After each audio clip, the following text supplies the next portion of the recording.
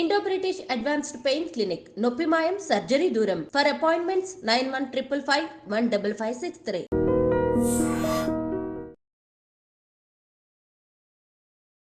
Namaste, welcome to iDream Inside Politics with Kavita.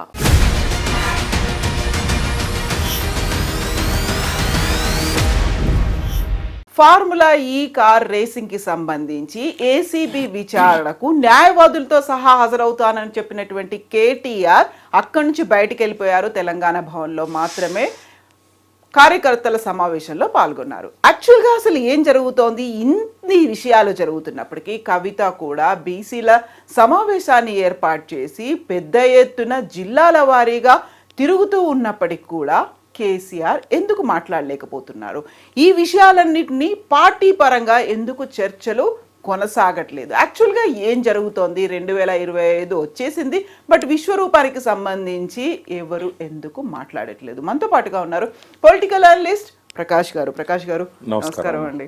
So formula ఈ car రేస్కి సంబంధించి ACB విచారణకు ఈరోజు కేటీఆర్ వెళ్ళాలి, బట్ న్యాయవాదులతో వెళ్తాను అన్నారు, అక్కడ కుదరదని చెప్పారు. యాక్చువల్గా లా ప్రొవిజన్ అనేది ఎలా ఉందండి?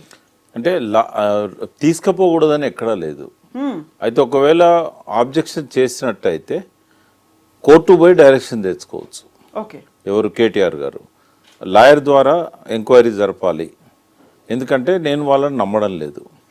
ఇంతకుముందు మా ఎమ్మెల్యే నరేందర్ రెడ్డి విషయంలో ఆయన అనని మాటలను కూడా అన్నట్టుగా స్టేట్మెంట్ రికార్డ్ చేసి ప్రెస్కి ఇచ్చారు. దానివల్ల ఎంక్వైరీ తర్వాత జరుగుతుంది. ముందేంటంటే అప్రతిష్ట పాలవుతారు. కేటీఆర్ ఇన్వాల్వ్మెంట్ ఉన్నది అన్నట్టుగా నరేందర్ రెడ్డితో స్టేట్మెంట్ నరేందర్ రెడ్డి ఒప్పుకున్నాడు అని. కాబట్టి ఆ సంతకాలు ఎక్కడ లేకున్నా కూడా సంతకాలు చేసినా కూడా చెల్లవు. అవి పోలీసుల ముందు ఇచ్చే ఏ కన్ఫెషన్ కూడా లీగాలిటీ ఉండదు. బట్ వాళ్ళు ఈ రకంగా రేపు ఎవరన్నా మీడియా వాళ్ళు పోయి కేటీఆర్ను విచారించారు, ఏం చెప్పారు అన్నప్పుడు ఈయన అనని మాటల్ని కూడా అన్నట్టుగా వాళ్ళు చెప్పొచ్చు.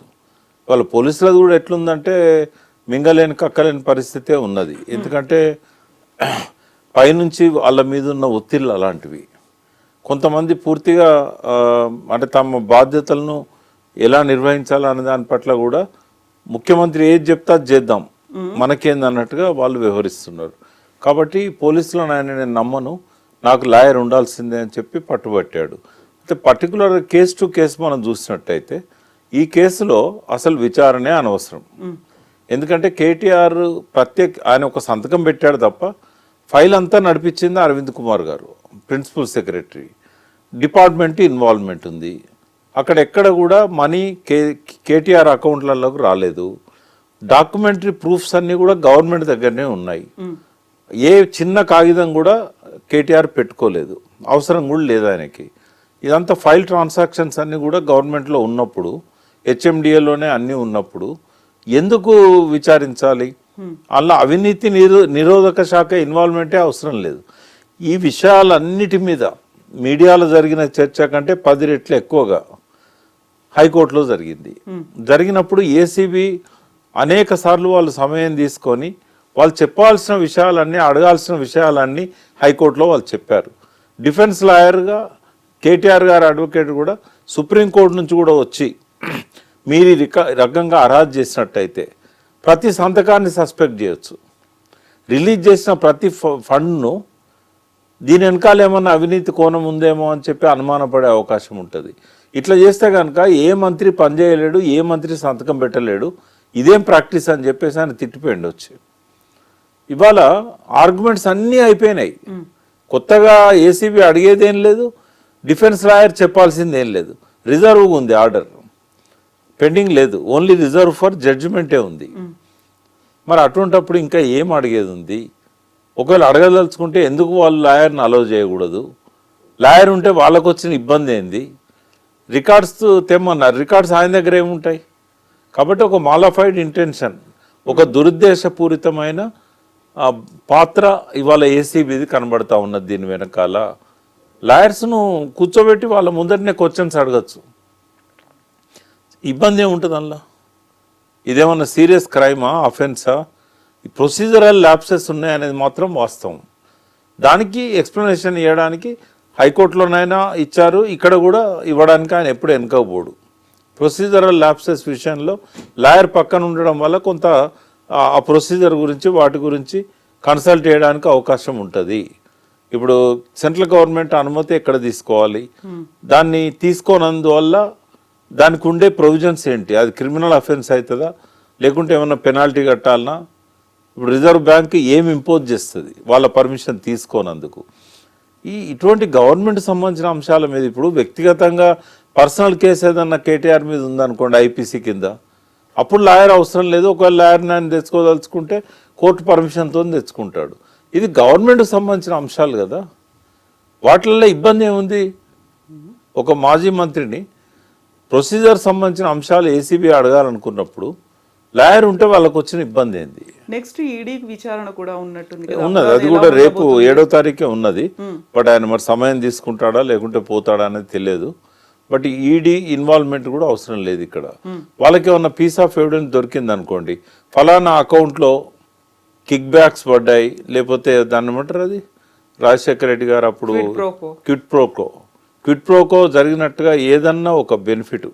ఇక్కడ ఏంటంటే ఇప్పుడు ఆ రోజుల్లో అరవిందో వాళ్ళకు ఇంకొకరికో స్థలాలు ఇచ్చారు. ఇన్ రిటర్న్ ఏంటంటే వీళ్ళకి సంబంధించిన ఒక దానిలో షేర్స్ కొన్నారు వాళ్ళు. ఇట్లాంటి క్విట్ ప్రోకో ఏమైనా దొరికింది అనుకోండి, ఈడీ ఇన్వాల్వ్ కావచ్చు. కానీ అది కూడా లేదు, మనీ లాండరింగ్కి అవకాశమే లేదు కదా.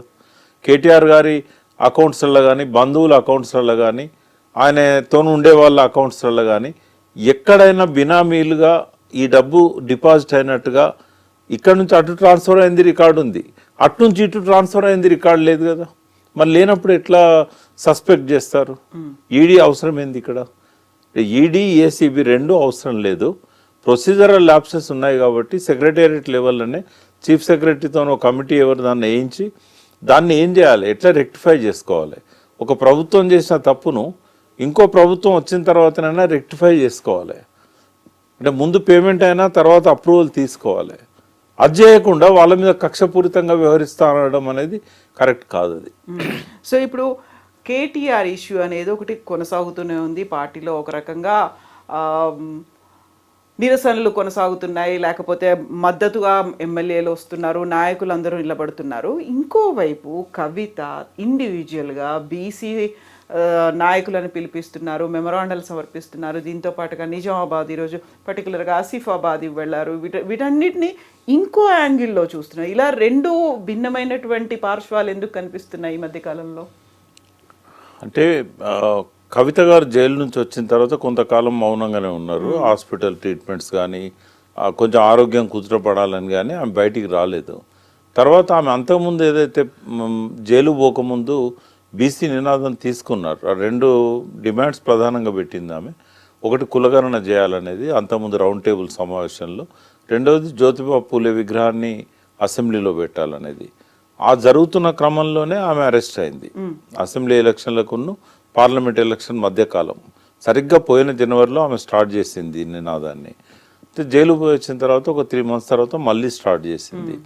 సరే, ఆ నినాదం వల్ల బీసీలకు కొంత ఉపయోగం ఉంది, ప్రయోజనం ఉంది అని చెప్పి అనుకున్నాము. ఆ మేరకు జరుగుతుంది. కానీ ఆశించిన దానికంటే భిన్నమైన కామెంట్స్ ఎక్కువగా వస్తున్నాయి. అంటే పార్టీ చేయాల్సింది ఆమె ఎందుకు చేస్తున్నది? ఒకవేళ పార్టీ చెప్పిన స్టాండ్ ప్రకారమే ఆమె చేస్తున్నదా? పార్టీ ఇన్స్ట్రక్షన్స్ ఉన్నాయా? చాలామంది అడుగుతూ ఉన్నారు. నేను కూడా 1-2 సార్లు ఆమెతో పాటు వీటిలలో పార్టిసిపేట్ చేశాను.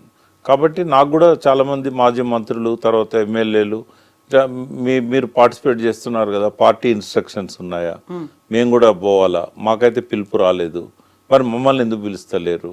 అంటే పర్టికులర్గా మొన్న మద్రాస్కి పార్టీ తరఫున ఒక డెలిగేషన్, అంటే మాలాంటి వాళ్ళని కూడా అందులో ఇంక్లూడ్ చేశారు. ఎందుకంటే బీసీ ఇంటెలెక్చువల్స్ కూడా ఉండాలి అని అన్నప్పుడు కొంతమంది నాలాంటి వాళ్ళని కూడా అందులో పెట్టారు, పార్టీలో లేకపోయినా కూడా.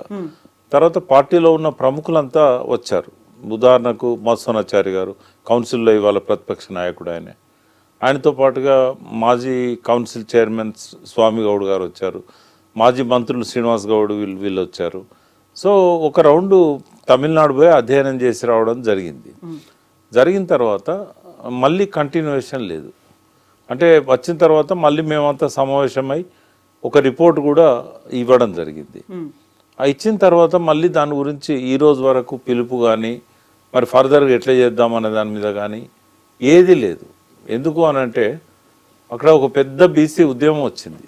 బీసీ ఉద్యమం అనే దానికంటే బ్రాహ్మణ వ్యతిరేక ఉద్యమం వచ్చింది అక్కడ, పెరియార్ రామస్వామి నాయకర్ ఆధ్వర్యంలో.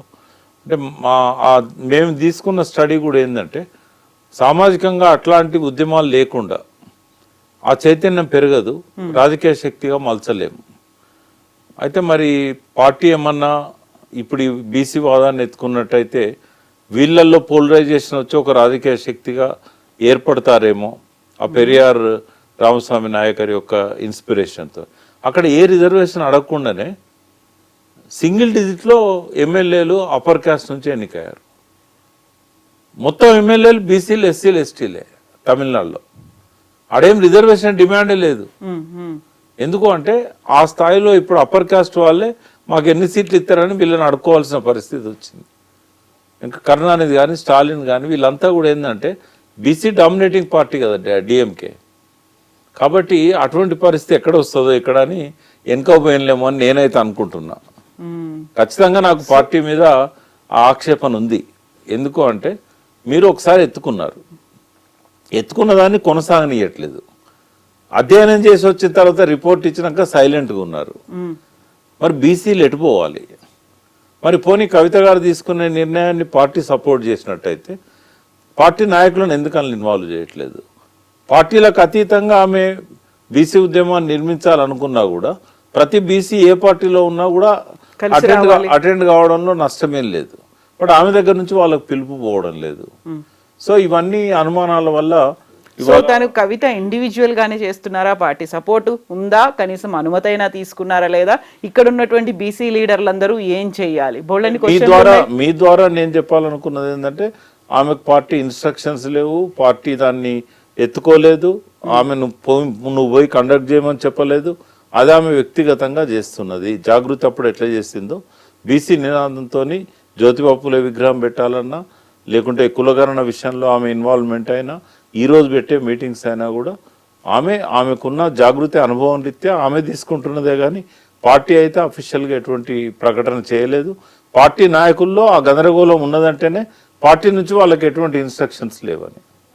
బీసీలను ఇవాళ వెంట పెట్టుకోకుండా ఏ పార్టీ అధికారంలోకి రాదు. ఇంకొకటి వాళ్ళకు కూడా నేను చెప్పదలుచుకున్నా, రాబోయే 2 ఏళ్లలో ఒక బలమైన బీసీ పార్టీ ఆవిర్భవించబోతున్నది. ఆ పార్టీ వచ్చిన తర్వాత ఆ పార్టీతో పొత్తు కలవకుండా ఏ పార్టీ అధికారంలోకి రాదు. సో ఇప్పుడు బీఆర్ఎస్ కి కూడా అనివార్యమైన పరిస్థితి. బీసీ పార్టీ రావడాన్ని ఎవరు ఆపలేరు. బీసీ పార్టీ వస్తున్నది. ఆ పార్టీతో పొత్తు పెట్టుకోకుండా ఎవరు నెక్స్ట్ అధికారంలోకి రారు. తెలంగాణలో ఒక 4వ శక్తిగా బీసీ పార్టీ వస్తున్నది. బీజేపీ ఒకవేళ ఈటల రాజేందర్ని అధ్యక్షునిగా ప్రకటించి బీసీలను తమ వైపు తిప్పుకోవాలనుకున్నా ఈ పార్టీ ఆవిర్భావం మాత్రం 100% తథ్యం. సో పార్టీలకు అతీతంగా ఇప్పటిదాకా బీసీలుగా వాళ్ళు అనగారినట్టుగా ఉన్నారు, లేకుంటే వాళ్ళకి అవకాశాలు లేదు అనుకున్న వాళ్ళ, లేకుంటే ఇప్పటిదాకా పోరాటాలు చేస్తూ వస్తున్న వాళ్ళ, ఎవరు లీడ్ చేయబోతున్నారు? ప్రతి బీసీ మైండ్ లో ఉందమ్మా. ప్రతి బీసీ మైండ్ లో మాకంటూ ఒక రాజకీయ పార్టీ కావాలి, ఒక స్వీయ రాజకీయ శక్తిగా తెలంగాణ రాష్ట్ర సమితి ఎట్లా ముందుకు వచ్చిందో బీసీల ప్రయోజనాల కోసం ఒక బీసీ పార్టీ కావాలనే ఆకాంక్ష ప్రతి బీసీ మైండ్లో ఉంది.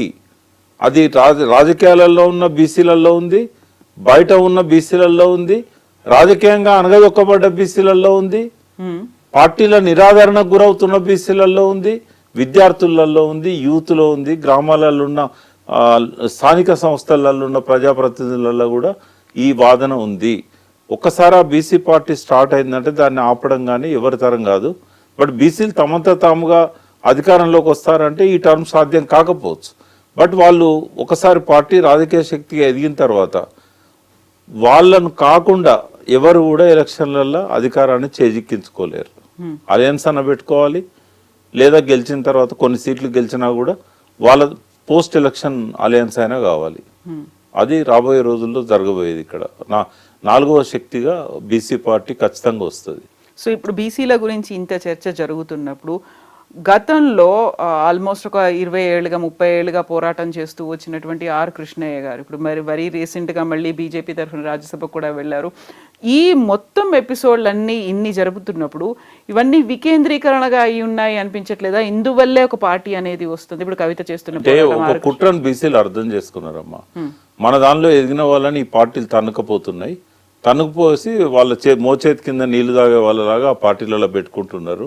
వాళ్ళకి ఎన్నడూ ముఖ్యమైన బాధ్యతలు ఇయ్యరు, ఏదో పనికి మాలినే పడేస్తూ ఉంటారు, చైర్మన్లో ఇంకోటో. కాబట్టి ఇంకెంత కాలం? కాబట్టి ఈటెల రాజేందర్ బీజేపీలో అడ్జస్ట్ అయిపోయిండు, తీన్మార్ మల్లన్న కాంగ్రెస్లో అడ్జస్ట్ అయిపోయిండు. రేపు బీసీ ముఖ్యమంత్రిని ఇవ్వాలని కాంగ్రెస్ అనుకుంటే మల్లన్నకు అవకాశం ఇస్తారు, బీజేపీలో రాజేందర్కి అవకాశం ఇస్తారు. కానీ బీసీల పార్టీ కాదు కదా ఇచ్చేది. కాబట్టి మనకి ఎవడేంది ఇచ్చేది? ఇవన్ దగ్గర పోయి మనం ఎందుకు సీట్లు అడగాలి? మనమే ఇతరులకు సీట్లు ఇద్దాం. తమిళనాడులో ఎట్లయితే అప్పర్ కాస్ట్ వాళ్ళు పోయి సీట్లు అడుక్కుంటారో, సింగిల్ డిజిట్లో వాళ్ళకి సీట్లు ఎట్లయితే ఆ పార్టీలు ఇస్తున్నాయో, ఇక్కడ కూడా మనం అది చేయాలి అనేది జయశంకర్ గారు కూడా చెప్పారు. తెలంగాణ వచ్చిన తర్వాత బీసీలకు అవకాశం వస్తుంది రాజ్యాధికారం చేజిక్కించుకోవడానికి, అణగారిన వాళ్లకు వాటా దక్కాలే. ఈ అగ్రకులాలు పార్టీలు పెట్టిన దానిలో ప్రాంతీయ పార్టీలు కానీ అక్కడ జరుగుతున్న జాతీయ పార్టీలు కానీ ఇవన్నీ అగ్రకులాల చేతుల్లో ఉన్న పార్టీలు. వీటి ద్వారా బీసీలకు న్యాయం జరగదని ఎన్నోసార్లు ఆయన మాట్లాడాడు మాతో.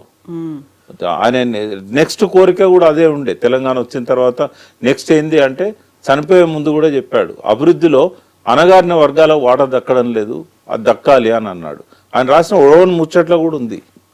కాబట్టి జయశంకర్ గారి ఆశయం అసంపూర్తిగా మిగిలిపోయింది. తెలంగాణ లక్ష్యం నెరవేరినా కూడా ఆ అసంపూర్తిగా మిగిలిన లక్ష్య సాధన కోసం బీసీలంతా కూడా ఆయననే ఐకాన్గా పెట్టుకొని ముందుకెళ్తారు. జ్యోతిబా ఫూలేను, ఆయనను, తర్వాత శివశంకర్ గారిని, బీసీల కోసం ఎవరెవరైతే కష్టపడ్డారో, బీసీల హక్కుల కోసం పోరాడారో వాళ్ళందరినీ ఐకాన్స్గా పెట్టుకొని బీసీ పార్టీ త్వరలోనే ఆవిర్భవించబోతున్నారు. ఎవరున్నారు లీడ్ చేయడానికి? అంటే పర్టికులర్గా ఎవరైనా ఒక పారిశ్రామికవేత్త, లేకుంటే ఒక రాజకీయ నాయకుడా, లేకుంటే పోలరైజేషన్ జరుగుతుందమ్మా. ఇప్పుడు ఐఏఎస్ ఆఫీసర్స్ కొంతమంది ముందుబడి ఇంటెలెక్చువల్ ఫోరం పెట్టారు. చిరంజీవులు గారు అనర్గళంగా బీసీలకు జరిగిన అన్యాయాల మీద, గతంలో కమిషన్స్ ఇచ్చిన విషయాలు, రాబోయే రోజుల్లో ఎట్లుండాలి, మన భవిష్యత్తు ఎట్లుంటుంది, ఆయన అనర్గళంగా మాట్లాడుతున్నాడు. అన్ని దిక్కుల భద్రాచలం దగ్గర నుంచి నిన్న గట్కేసర్ వరకు కూడా మీటింగ్స్ పెడతా ఉన్నాడు. ముందు ఫేస్ చిరంజీవి ఉన్నా కూడా ఆయన వెనకాల చాలా మంది ఉన్నారు. వాళ్ళు వస్తారు, సరైన సమయం వచ్చినప్పుడు వాళ్ళందరూ కూడా బయటకు వస్తారు. సో 2 years ఉంది కాబట్టి బలమైన నాయకత్వం వస్తుంది. అది కూడా నేను చెప్పదలుచుకున్నా. ఒక బలమైన నాయకత్వం వస్తుంది, యంగ్ లీడర్షిప్ వస్తుంది.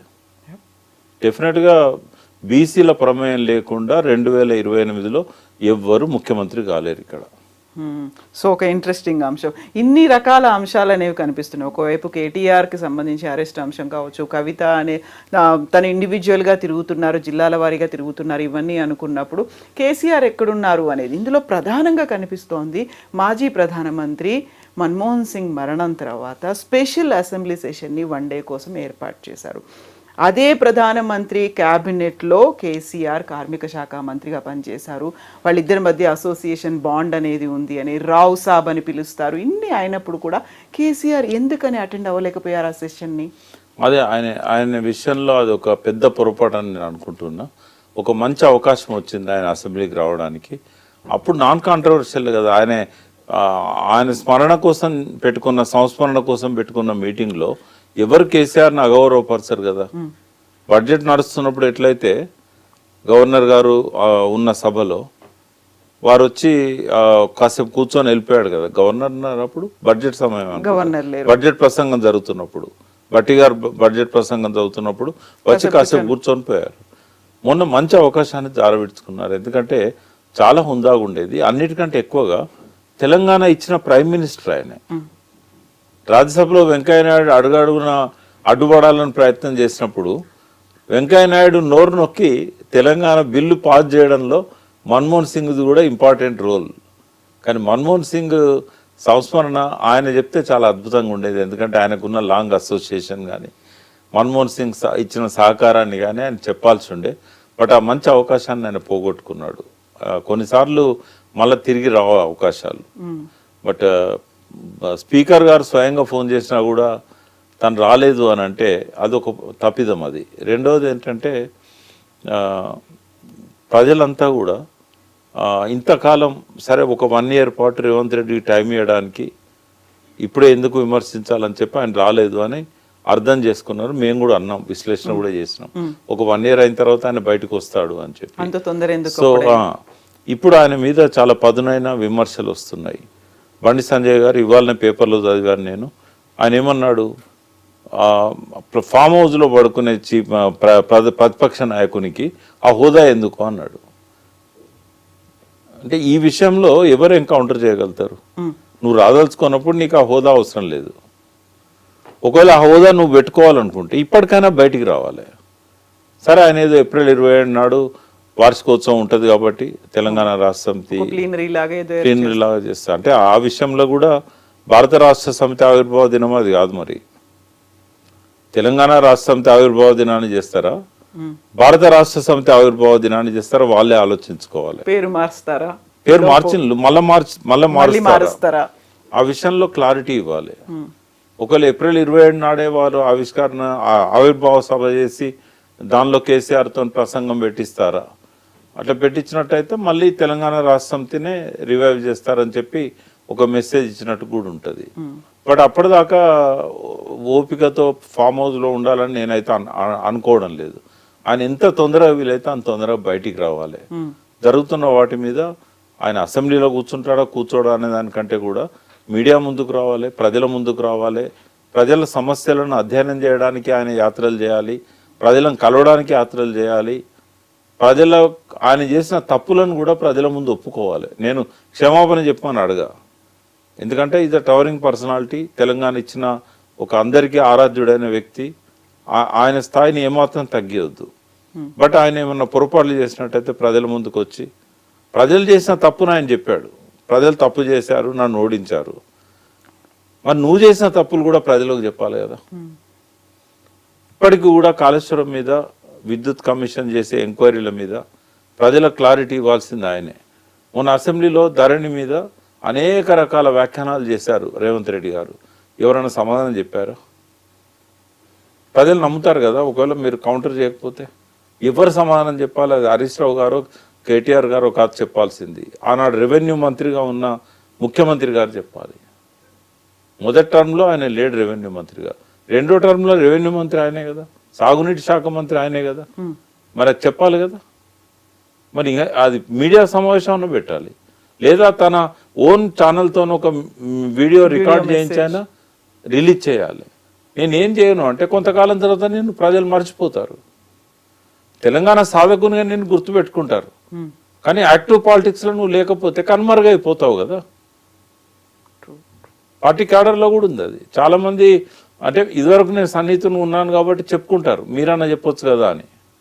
నేనేం చెప్పినా మీడియా ద్వారానే చెప్పదలుచుకున్నాను, ఎందుకంటే నాకు కూడా అక్కడ అవకాశం లేదు. ఎంట్రీ లేదా అసలు? వారు పిలిస్తే నేను పోతా అని చెప్పాను. వారు ఒకసారి రమ్మన్నారు. ఆ టైంలో ఎందుకో హరీష్ రావు గారితో కలిసి రమ్మన్నారు, ఆయన కుదరలేదు. మళ్ళీ నన్ను ఎప్పుడు వాళ్ళు పిలవలేదు. పిలిస్తే నేను మాట్లాడతాను. ఆయన ఇంకోటి ఏంటంటే ఆయనకు సలహా ఎవరు ఇవ్వాల్సిన అవసరం లేదు, ఆయన ఆలోచించగలుగుతాడు. కానీ కమ్యూనికేషన్ ప్రాబ్లం ఇక్కడ. కింద ఏం జరుగుతుందో ఆయన దాకా పోవడం లేదు. ఎవరన్నా మీడియాలో మాట్లాడితేనే కింద ఇట్లున్నది అనేది ఆయనకు తెలిసే పరిస్థితి ఉన్నది. ఆయన చుట్టూన్న వాళ్ళని మార్చుకోకుండా సక్సెస్ అవుతాడని నేనైతే అనుకోవట్లేదమ్మా. ఆయన ఫెయిల్ కావడానికి ఒక మంచి విమర్శకులు, క్రిటిక్స్ తన పక్కన ఉండాలి. ఎంత గొప్ప వ్యక్తి అయినా తను కరెక్ట్గా ముందు పోవాలనుకుంటే ఒక క్రిటిక్ ఉండాలి, బలమైన క్రిటిక్ తన పక్కన ఉండాలి. నువ్వు చేసేది తప్పేమో అని చెప్పి అనుమానం వ్యక్తం చేసే వ్యక్తి ఉండాలి. అందరు నోర్లు మూసుకొని ఆయన చెప్పిందే ఎస్ బాస్ అనే విధంగా ఉన్నట్టయితే కొంతమందికి లోపల ఇక్కడ దాకా ఉన్నా కూడా బయటికి రాదు మాట. రకరకాల కారణాల వల్ల ఆ మాట గొంతు లోపలనే ఆగిపోతుంది. మరి ఆ గొంతులో నుంచి బయటికి వచ్చి చెప్పగలిగే వ్యక్తి నీకు పక్కన ఉంటే కదా నీకు ఉపయోగపడేది, ఇవన్నీ తెలిసేది. తర్వాత ఇంటెలిజెన్స్ అక్కడున్న 10 ఏళ్ళు వాళ్ళని నమ్ముకున్నాడు ఆయనే. వాళ్ళు కూడా ఒక స్టేజ్లో చెప్పకుండా అయిపోయినారు. ఏమన్నంటే మనల్ని తిరుగుతాడు, ఎందుకు మనకు అవసరమా అని చెప్పి. అంటే ప్రభుత్వం పోయేది కూడా వాళ్ళు చెప్పలేదు ఆయనకి. ఇంకా ఆయన ఇంటెలిజెన్స్ నమ్ముకోవాలన్నా, లేకుంటే రిటైర్డ్ అయిన ఇంటెలిజెన్స్ ఆఫీసర్లను నమ్ముకోవాలన్నా, లేకుంటే అన్నిటికీ ఎస్ అని చెప్పే తన పక్కన ఉన్న వాళ్ళని నమ్ముకోవాలన్నా. ఆయన క్యాబినెట్ లో ఉన్న వాళ్ళకు కూడా ధైర్యం చాలదు ఆయనతో మాట్లాడడానికి, ఇంట్లో ఉన్న ఫ్యామిలీ మెంబర్స్ కూడా ధైర్యం చాలదు మాట్లాడడానికి. ఇప్పుడు 2025లో కేసీఆర్ విశ్వరూపం చూపిస్తారు అనే మాట కేటీఆర్ అన్నారు కొంతకాలం క్రితం, ఆల్మోస్ట్ 3-4 months బ్యాక్ అనేది. అలాంటిది ఏదైనా ఉంటుందా? లేక అంటే విశ్వరూపం అక్కర్లేదమ్మా, అంత పెద్ద మాట ఎందుకు, వచ్చి వాటి మీద కామెంట్ చేస్తే చాలు కదా. ఆయన చెప్పాల్సిన అంశాలు చాలా ఉన్నాయి, ఆయన మాత్రమే చెప్పాలి. అవినీతి ఆరోపణలు కానీ ఇవన్నిటికీ ఆయన మాత్రమే సమాధానం చెప్పాలి. ఒకనాడు దాని గురించి నేను మాట్లాడను అంటే అవతల వ్యక్తులు చెప్పేది ఎందుకు నమ్ముతారు ప్రజలు? ఇప్పుడు ధరణి నేనే అంటున్నాను, రేవంత్ రెడ్డి చెప్పిన వాటి మీద క్లారిటీ కేసీఆరే ఇవ్వాలి. ఇప్పటికి 10 రోజులు 15 రోజులు అయింది అసెంబ్లీలో ఆయన చెప్పి, ఏవో సంస్థల పేర్లు చెప్పాడు, ఏ దేశాల్లో ఉన్నాయో చెప్పాడు, ఎన్ని అవకతవకలు జరిగాయో చెప్పాడు. నేను రేవంత్ రెడ్డిని అప్రిషియేట్ చేసేది ఎక్కడ అంటే, ధరణిలో లోపాలను ధరణి అమల్లోకి వచ్చిన తర్వాత 1 సంవత్సరం లోపల రెక్టిఫై చేయాల్సిన కేసీఆర్ చేయలేదు. ఆ పని సక్సెస్ఫుల్గా చేశాడు రేవంత్ రెడ్డి. సరే, దాని అనుకున్న నెగటివ్ హిస్టరీ గురించి నేను మాట్లాడాను, నాకు తెలియదు దాని గురించి. కేసీఆర్ గారు బయటకు వచ్చి చెప్తే తప్ప రేవంత్ రెడ్డి చెప్పింది అబద్ధమా నిజమా నాకు తెలియదు. బట్ నాకు తెలిసింది ఏంది ఒక లాయర్గా అంటే, ధరణిలో అనేక లోపాలు ఉండే, ఆ లోపాలు ఎందుకు సరి చేయలేకపోయినారు 2-3 సంవత్సరాలు. తర్వాత ధరణి ద్వారా చాలా అవకతవకలు జరిగినాయి అనేది ఆయన ఎవిడెన్సెస్తో సహా చెప్తున్నాడు. అప్పుడు రంగారెడ్డి కలెక్టర్గా ఉన్న అమయ్ కుమార్ నా మంచి స్నేహితుడే, నా స్నేహితుని కొడుకు. బట్ ఆయనను కూడా ఈడీ విచారణ పేరుతో తీసుకుపోయింది, ఏమైంది ఎవరికి తెలియదు. మరి కొన్ని లక్షల ఎకరాల భూములు తారుమారైనాయని ఆరోపణ చేస్తున్నాడు. సిరిసిల్లలో కూడా అయినాయని సర్వే నంబర్లతో సహా బయట పెడుతున్నాడు. మరి దానికి ఎవరు సమాధానం చెప్పాలి? ధరణి విషయంలో మాత్రం రేవంత్ రెడ్డి అప్పర్ హ్యాండ్ అయింది. ఇవాళ కేసీఆర్ కానీ కేటీఆర్ కానీ ఎవరు కూడా వాటికి సమాధానం చెప్పలేని పరిస్థితిలో ఉన్నారు. ఇట్లా కంటిన్యూ అయిందనుకోండి, రేవంత్ రెడ్డి తనకు ఇదివరకు ఉన్న నెగటివ్ని పోగొట్టుకోగలుగుతాడు, కేసీఆర్ తనకు లేని నెగటివ్ని తెచ్చుకోగలుగుతాడు. విశ్వరూపం అక్కర్లేదు, విషయాల మీద కామెంట్ చేస్తే చాలు. సరైన టైంలో స్పందించి తర్వాత అంతకుముందు మేమందరం ఎవ్వరం ఏమి ఇచ్చిన సలహాలు కూడా ఆయన స్వీకరిస్తలేడు. ఉద్యమకాలం పిలుచుకోమని చెప్పాం, మళ్ళీ 2001లో ఉన్న వాళ్ళతోని తను పిలిపించుకొని వాళ్ళ భోజనం పెట్టి కాసేపు మాట్లాడి, మిమ్మల్ని నేను పట్టించుకోలేకపోయినా ఏ కారణాలో చెప్పాలి, రీయూనియన్. కొంతమంది అన్నట్టుగా నేనేం క్షమాపణలు చెప్పమనా, నేను మిమ్మల్ని ఈ కారణం వల్ల నేను దగ్గర తీయలేకపోయినా, ఒకవేళ అది నా పొరపాటు అయితే మళ్ళీ నేను రిపీట్ చేయను. ఏం పరాయి వాళ్ళ తెలంగాణ ఉద్యమకారులు లేకుండానే ముఖ్యమంత్రి అయిందా? ఈ విషయాల మీద ఆయన క్లారిటీ ఇవ్వాలి. ఎప్పుడో ఒకసారి తప్పదు. మళ్ళీ తన పోయిన ప్రభను తిరిగి పెంచుకోవాలన్నా తెచ్చుకోవాలన్నా ఉద్యమకాలను ఇగ్నోర్ చేస్తే అయితే సాధ్యం కాదు. So at the same time భవిష్యత్ మీద కూడా ఫోకస్ పెట్టాలి, తెలంగాణ మీద కూడా మళ్ళీ ఒకసారి. అంటే ఆయన ఎంత పెట్టినా స్వీయ రాజకీయ శక్తిగా ఎదిగిన పార్టీ ఇవాళ చాలా వరకు దాని కీర్తి ప్రతిష్టలు పడిపోయినాయి. ఏ స్థాయికి పోయినాయి అంటే రాజకీయంగా ప్రతిపక్షంలో కూర్చోవలసిన స్థాయికి పోయినాయి. ఆ స్థానంలో ఉండేనా చేసిన పొరపాట్లను కరెక్ట్ చేసుకోగలిగితే, రిపీట్ చేయకుండా ఉంటే, అందరితో మెయిన్గా 52% ఉన్న బీసీలను ఇగ్నోర్ చేయకుండా వాళ్ళతో కలుపుకుపోగలిగితే, సరే పార్టీ వస్తే వస్తుంది, కానీ ఈ పార్టీలో ఉన్న బీసీలు అయితే నిరాదరణకు గురవుతున్న వాళ్ళని అయితే తను దగ్గర తీయాలి కదా. అది చేయకుండా టీఆర్ఎస్కు మళ్ళీ పోయిన ప్రతిష్ట రావాలంటే అది జస్ట్ ఇంపాసిబుల్. వీళ్ళు ఎంత హరీష్ రావు గారు కానీ, కేటీఆర్ గారు కానీ, కవిత గారు కానీ, ఆ పార్టీ నాయకులుగా వాళ్ళు ఎన్ని రకాల ప్రయత్నాలు చేసినా బీసీలలో ఉన్న అసంతృప్తి జ్వాలలను ఆర్పడం అనేది వాళ్ళకి సాధ్యం కాదు. అలా ఎవరో ఒక ఇండివిజువల్ గా కాకుండా పార్టీ పరంగా ఒక డెసిషన్ తీసుకోవాలి, అధ్యక్షుడిగా ఒక నిర్ణయాన్ని ప్రకటించాలి. 2 పార్టీలు గుర్తించాయి కదా, ఆయన బీసీని ముఖ్యమంత్రి చేస్తా అని. ఇప్పుడు రాజేందర్ను ఆ పార్టీ అధ్యక్షుడిగా చేయాలనే ఆలోచనలో వాళ్ళు ఉన్నారు. బీసీలు అంతా ఎక్కువ భాగం వాళ్ళతో ఉన్నారు అనేది వాళ్ళ ఫీలింగ్. అది లేదు, మేము కూడా బీసీల పక్షమే అని చెప్పి కులగణనకి వాళ్ళ ఏకసభ్య అది డెడికేటెడ్ కమిషన్ వేసి ఇంటింటికి సర్వే చేయించి ఆ సర్వే అనాలిసిస్ ఇప్పుడు నడుస్తూ ఉన్నది. అందులో రేవంత్ రెడ్డి ముందున్నాడు, బీజేపీ చేయని పని నేను చేస్తున్నాను అని. అయితే ప్రజలు మెయిన్గా బీసీలు ఇద్దరిని నమ్మడం లేదు. టీఆర్ఎస్ మీదనో ఇంతకుముందే నమ్మకం పోయింది. ఎందుకు అంటే దాదాపు 7-8 లక్షల అప్లికేషన్స్ వస్తే ఎవరికి లోన్లు ఇవ్వలేదు. స్కాలర్షిప్స్ కూడా, ఓవర్సీస్ స్కాలర్షిప్స్ కూడా అంతంత మాత్రం ఇచ్చారు. బీసీలను వాళ్ళకి ఇస్తానని ప్రామిస్ చేసిన ఎన్నికల ప్రణాళికలో పెట్టిన బడ్జెట్ను కూడా ఏటా 5,000 కోట్లు ఇస్తామన్నారు. అంటే దాదాపు 50,000 కోట్లు బీసీలకు పెట్టాల్సి ఉండే, ఏది జరగలేదు. మరి మళ్ళీ వస్తే మాత్రం చేస్తారు అని గ్యారెంటీ ఏంది? కాబట్టి ఇటువంటి సమయంలోనే వాక్యూమ్ ఉంది కాబట్టి ఈ మూడు రాజకీయ పార్టీలను కూడా బీసీలు నమ్మడం లేదు.